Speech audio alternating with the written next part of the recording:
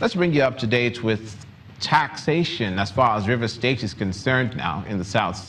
The government have given a 3-month deadline for companies to comply with their new tax information management system or face the risk of being sealed. Governor Nyesom Wike gave the warning during the launch of the state's tax information management system. The launch coincided with the issuance of the state's tax identification number. Our correspondent Emmanuel Ireye reports. A recently published Fiscal Sustainability Index report, a brainchild of Budget Nigeria, lists Rivers, Lagos, Ogun and Kano as leaders in revenue generation, with Rivers ahead in terms of what it described as a healthier financial profile. The sum of lower debts, increase in internal generated revenue and ability to pay bills. However, the state, many believe, is still not close to achieving its full financial potential.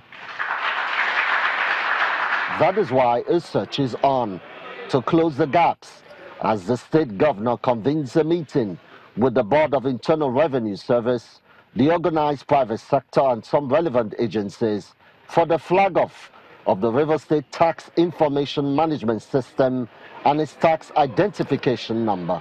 The RIFTIN itself is simply a unique identifier that identifies one taxpayer from the other, even if they have the same names.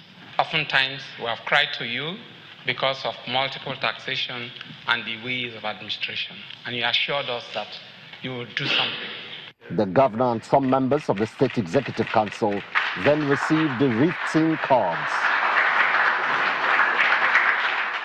This is to enable all and sundry to comply early enough to avoid sanctions from the state government.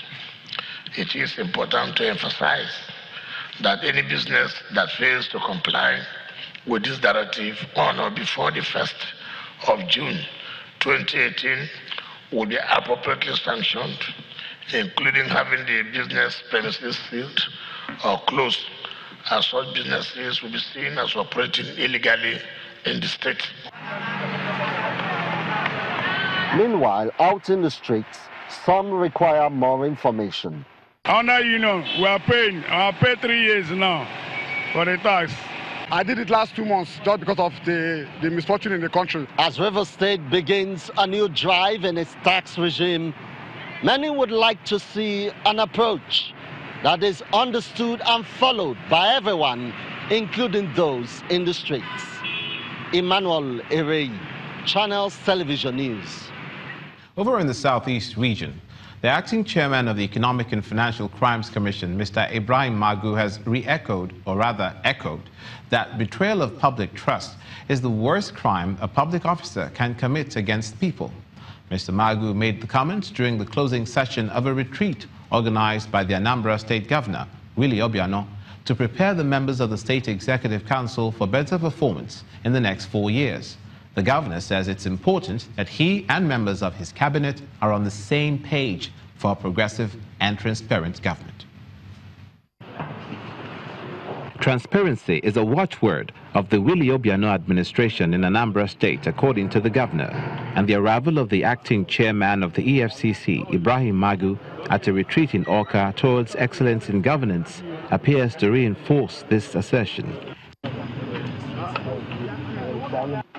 According to the EFCC boss, this is the first time he's agreed to lecture at such a retreat, a reflection of his conviction of the anti-corruption stance of Governor Willie Obiano.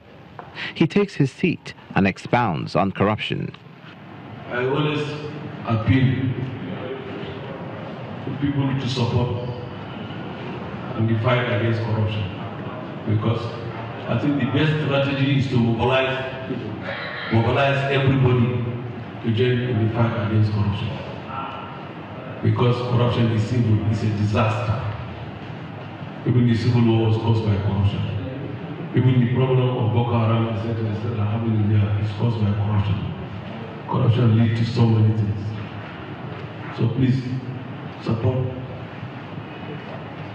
the fight against corruption. Receiving the baton, Governor Obiano reiterates his charge to members of his administration to be honest and transparent. I encourage all of you to continue doing the good works you're doing and say no to corruption. As he hands over a souvenir to the acting EFCC chairman, he reassures him of their commitment to accountability. I want to reassure you that your coming has strengthened our conviction, and we're all ready to fight crime.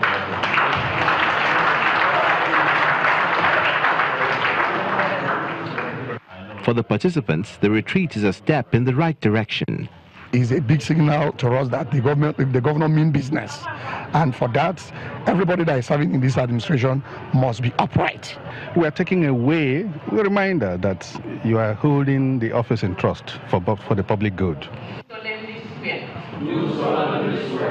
In another development, the governor swears in 19 commissioners and 11 special advisors, while the outgone commissioners and special advisors who did not make it to the second term are graciously sent forth as the governor issues them with certificates and medals of merit with their severance allowance packages.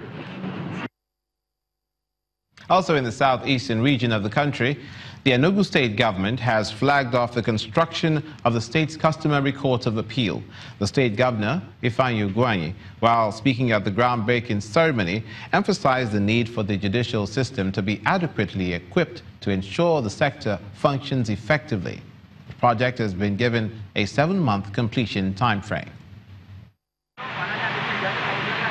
One of the major challenges being experienced in the administration of justice is the low number of courts available for the huge amount of cases, leading to a long list of people awaiting trial for months and even years.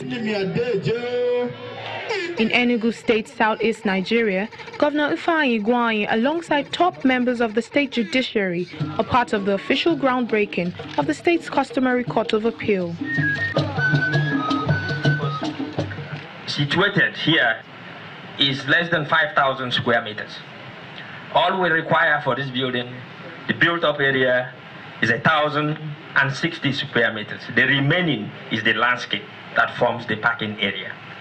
What we have here is a structure that will, in the next couple of months, add value to the urban renewal strategy of your government. Governor Ugwuanyi says his administration is committed to equipping the judiciary for it to function effectively. The construction of a befitting headquarters for the State Customary Court of Appeal certainly accords with a noble vision and serves as a further demonstration of our commitment to its realization. I reiterate our resolve to do whatever is necessary to ensure that the judiciary in Enugu State remains suitably equipped and empowered to function effectively as an independent arm of government. The Chief Justice of the state, Honorable Justice Priscilla Emehelu, promises that the administration of justice will be more efficient. I want to reiterate the undaunted commitment of the state judiciary to justice delivery on real-time basis to the admiration of all. When completed, the structure will facilitate speedy court proceedings to decongest the prisons.